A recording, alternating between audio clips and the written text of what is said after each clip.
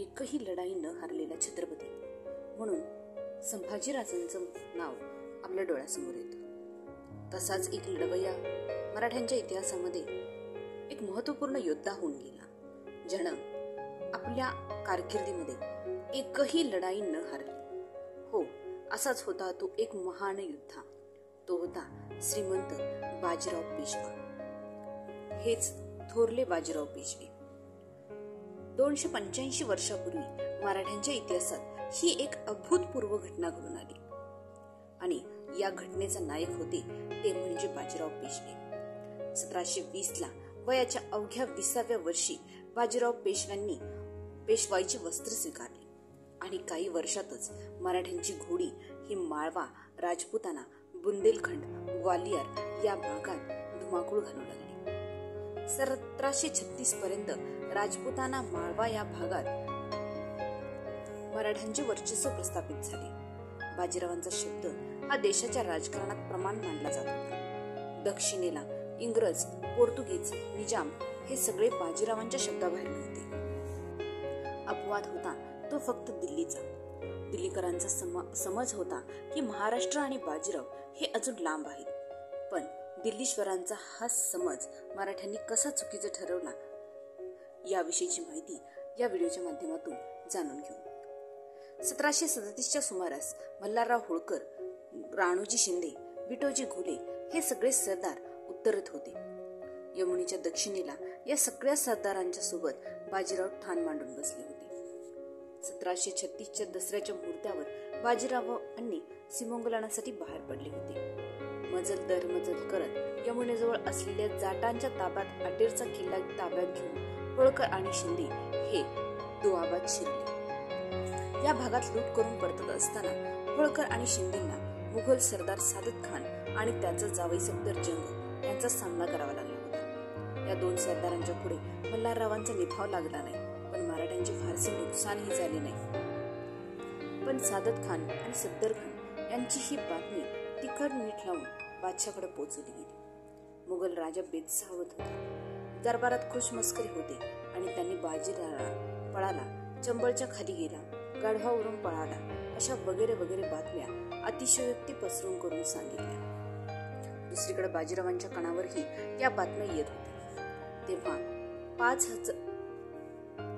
50,000 घोडेस्वारांसह आग्रा आणि मधुरेच्या पट्ट्यातून जिथे मुघलांचे दोन मोठे सरदार ठाण मांडून बसले होते, त्यांना रातोरात चकवा देऊन कोणालाही कळू न देता थेट दिल्लीच्या वेशीवर उभे ठाकले ते म्हणजे थोरले बाजीराव पेशवे. दिल्लीमध्ये कालिका मातेचे मंदिर आहे. त्या परिसरातच बाजीराव आले. बाजीरावांनी त्या दिवशी रामनवमी होती आणि कालिका मातेच्या मंदिरात मराठा सैनिक आणि काही मुघल सैनिक यांची छोटी झटापट झाली. बादशाहच्या कानावर ही बातमी गेली. बादशाह हादरला. जो बाजीराव चंबळच्या खाली गेला होता असा समज होता, तो बाजीराव दिल्लीच्या सीमेवर आलाच कसा असा विश्वास त्याला बसेना. बादशहानं काही सैनिक पाठवलं, तरी सुद्धा त्या सैनिकांचा एकच धुवा बाजीरावानं उडवला आणि दिल्लीतल्या तालकोटरा भागामध्ये आपली छावणी टाकली. छत्रपती शाहूंनी बाजीरावांना स्पष्ट आदेश दिले होते की दिल्लीला स्पर्श करू नये आणि म्हणूनच बाजीराव केवळ दिल्लीच्या वेशीवरच थांबले. दिल्लीपर्यंत मराठी पोहोचू शकतात, दिल्ली अभेद्य नाही आणि बाजीराव काय करू शकतो हे बाजीरावाने दाखवून दिलं. मुघल काळापासून अभेद्य शहर समजलं जाणारं दिल्ली शहर हे मराठ्यांच्या टापाखाली आलं. तेव्हाही देशाची राजधानी दिल्लीच होती आणि 15व्या शतकात जेव्हा अकबराने हेमूला हरवलं, त्यानंतर दिल्लीवर स्वारी झाली नव्हती.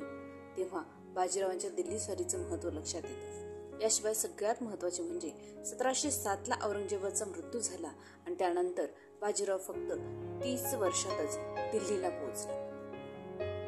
इतिहासाचार्य राजवाडे यांचं बाजीरावाच्या संदर्भामध्ये असं मत होतं, मराठ्यांच्या इतिहासात शिवाजी राजांच्या पराक्रमाची थोडीची अद्भुत कृत्ये बाजीरावांच्या हातून घडलेली आहेत. एक पेशवा म्हणून बाजीरावांनी आपली योग्यता सिद्ध करून दाखवली. 20 वर्षाच्या कालावधीत बाजीरावांनी मराठ्यांची सत्ता दक्षिण आणि उत्तरेतही पसरवली. बाजीरावांच्यामुळेच निजाम उल मुल्क यानं मराठ्यांना त्यांची चौथ व सरदेशमुखी परत केली. बाजीरावांच्यामुळेच सिद्धीसारखा आरमारी ताकदीला वचक बसला. पोर्तुगीजांसारख्या विदेशी सत्तांनाही धडा मिळाला. 28 एप्रिल 2019 रोजी बाजीरावाचे निधन होऊन सुमारे 279 वर्ष झाली.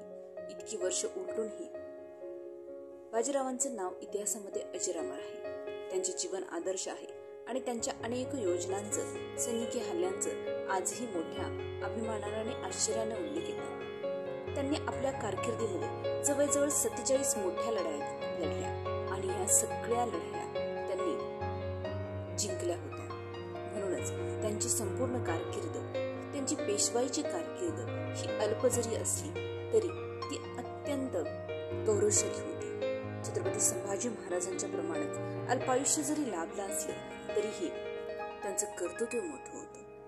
त्यांच्या कर्तृत्वाला, त्यांच्या कार्याला मानाचा मोजला. व्हिडिओ आवडला असल्यास नक्की लाईक करा. चॅनलला सबस्क्राईब केलं नसेल तर नक्की सबस्क्राईब करा.